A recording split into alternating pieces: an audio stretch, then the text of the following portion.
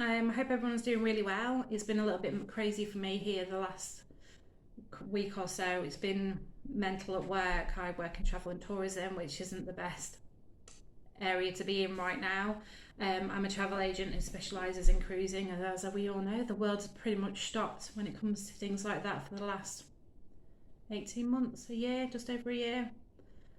So it's just been a little bit hectic with things supposed to start up again. So today I'm going to talk to you a bit about the routes that we've gone down or looked at to go down. We'll start off with the IEC, which is the International Experience Canada visa. Gives you 2 years to be able to go over there with an open work permit, or it was an open work permit at the time, or it still is an open work permit, but you need a job offer, obviously, to pass the border inspections. To be able to go over. So at the time we weren't aware that there was age limits on this, so it is to the age of 30. We then found out that you could get an RO, a recognised organisational letter, through a company called BUNAC. Now we were in contact with BUNAC for quite a few months, and they just obviously things weren't moving because IEC wasn't open. Neither were those options either. The RO gives you the ability to kind of skip the pool, and it guarantees you a place or an IEC visa to be able to go over, and you can get that in the UK up until you're 35.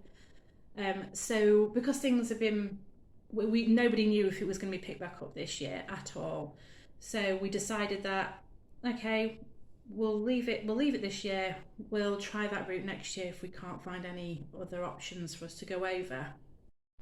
So the idea was that Nathan would get an IEC because he's 32 and obviously under that 35 age limit. Slightly over for me, so wasn't an option for me to do. But we could have then obviously accompanied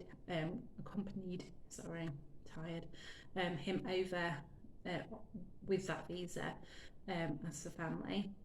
We would then have applied for PR after being there for a year. Nathan was not sure and has not been sure of job offers because of his experience and qualifications. So we knew that the job offer wasn't an issue because he had a number of job offers. They just weren't keen on supporting him through the LMIA because it is a daunting process. It's a huge and long process for a company that especially has never done it before, and it is costly and it's a huge investment.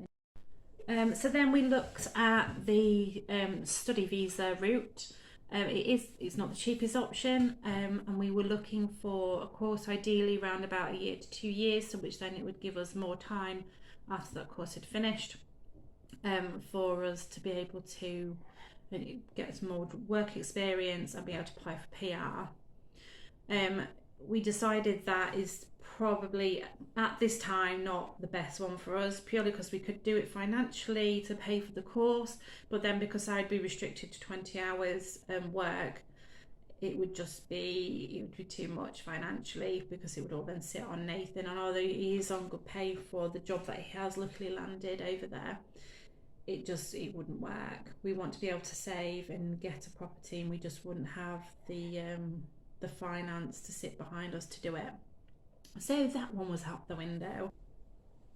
We also looked at applying for PR directly from the UK, but when it came to doing our points, we were hitting about 394, even though I've got my qualifications in travel and tourism and events and business from uni. Nathan hasn't really got any qualifications that are recognised over there, unfortunately, even with his experience in the industry. And our ages kind of went against us. So again, it wasn't an option because we'd just be sat waiting for forever. We have to be able to increase our points, and the only way that we really could do that, even based on the highest IELTS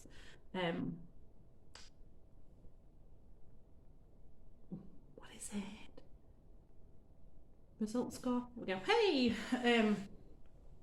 Result score, that still wouldn't give us like a massive amount of difference in points. What he needs to do is he needs experience working over there, and then Also, he's going to look at doing his Red Seal Journeyman, which will then give him an extra 50 points. Plus, he'll get the points for having a job offer that's supported by the LMIA. And then, obviously, of course, he'd have over a year of experience working in Canada, which then actually shoves us right up to near enough 500 points. Even if we weren't at that point, we would be able to apply through the provincial nomination programme in BC and do that instead. So our options are basically we need to be over there to build our points to be able to get PR. So that is the plan. We then thought, well, I thought we would try our luck. I redid Nathan's resume as a Canadian resume. I built his LinkedIn profile and started documenting and building a portfolio. Let's learn to speak, Hayley, shall we? So, you know, I bought Nathan a camera, he took it to work, he was documenting all his projects that he was working on, the sites that he was working on, just so that they could see what he was actually doing, and then I was loading it all weekly, so that, and then connecting to Canadian employers that were actively looking for workers over there. We then sent off a lot of applications through Indeed, through Job Bank, and again through LinkedIn. But while I was searching, luck have it, I came across a job being offered to UK residents who have experience in commercial glazing, metal roofing and cladding. So they are still advertising for those jobs. If anybody's interested, please pop a comment below or send me a private message on Insta. I will link it all in on here for you, and I can send you that link through, and I can help you with that. It's not a problem. So I applied for that for him, or with him should I say, and that was in the January. We heard nothing back, so I mentioned to Nathan it may be a good idea to see if you can find, you know, the hiring managers or any of the HR staff or immigration staff from that company on LinkedIn, and maybe message them directly just to find out what it is specifically they're looking for, because with his resume he should have heard something back, because he's got amazing references and so much experience in what he does, and it's not just in fitting but fabrication as well. So he did that. He messaged them directly, messaged somebody from immigration and hiring manager, and they actually got back to him within a day and said, you know, send us your CV directly to me, gave us their direct emails. Nathan did that, and then the hiring manager said, great, you know, we'll put you in the process. That was February, and as I said, it took till April, and Nathan finally passed it, which is amazing. So he's got a job that is sponsored by the LMIA route, and we're just going through that process now. Now I will go through all that with you once I know a little bit more. So far we've just done the police background checks, and we did the ETA I think a week ago. So the rest of it is just kind of a waiting game. So they've got to do the LMIA. They said that should be rather, you know, quick, and then they can move on to the work permit. Then that's when we'll know a bit more information for you and a bit of an idea on time frames. They are saying that Nathan should be with them by the latest of August, which means he'd get his permit by July.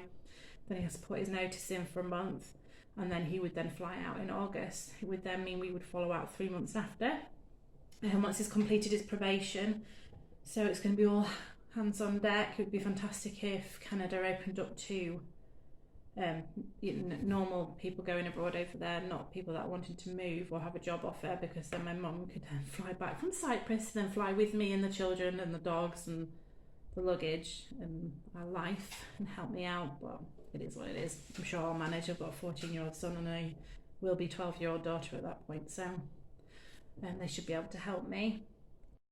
So in the next video I'm going to go over taking the dogs over, what my plan is, currently my plan is, what airlines I have to look at, what sort of costing it is, things about caging the carriers and crates that they need, whether it be hold or checked hold, sorry, or in the cabin with me, a little bit more about my dogs, and just what the other option would be if that doesn't work for us and the cost of that. I will go through that in a separate video for you, so please do keep watching, and make sure you subscribe. You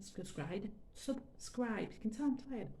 And press on that bell. It means that when I do put posts on, you'll know about it, or come across to Insta. I do post on my story and on my timeline there, and then I also let you know when things are coming out. So please keep with me. Thank you.